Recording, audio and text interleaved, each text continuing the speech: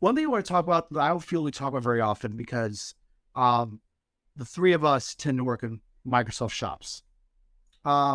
Is SQL Server's now on Linux?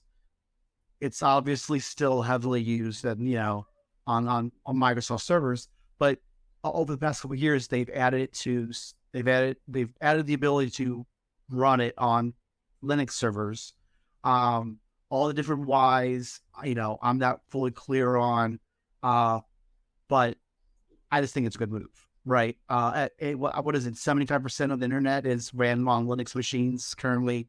Um, you know, there's a lot of mind share out there with Linux systems, and the more machines that SQL Server can run on, the higher the chances that it could be utilized in any particular environment. Somebody needs something that SQL Server has, then they can adopt it, right? Did you know SQL Server 2017 has been running on the same underlying database engine in all supported platforms? That includes Linux and containers.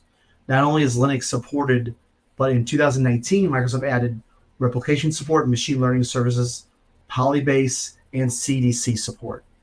It shouldn't be a surprise, as we all know, Microsoft loves Linux. Yeah, so not only did they add it, they've been adding more features to it, which is good because sometimes, big companies, Microsoft included, they'll add something, they'll try it out. It doesn't get adoption. It doesn't go the way they wanted to go, and then they stop adding features, and that's a sign that that is going to fall away, right? So as long as I see them continuing to add features, continuing to upgrade other services, I know I can feel that they will continue to support it. It's awesome.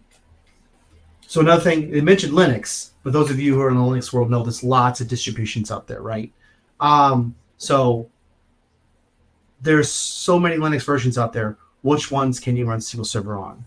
Per Microsoft's documentation, you can install it on Red Hat Enterprise, SUSE Enterprise, Ubuntu,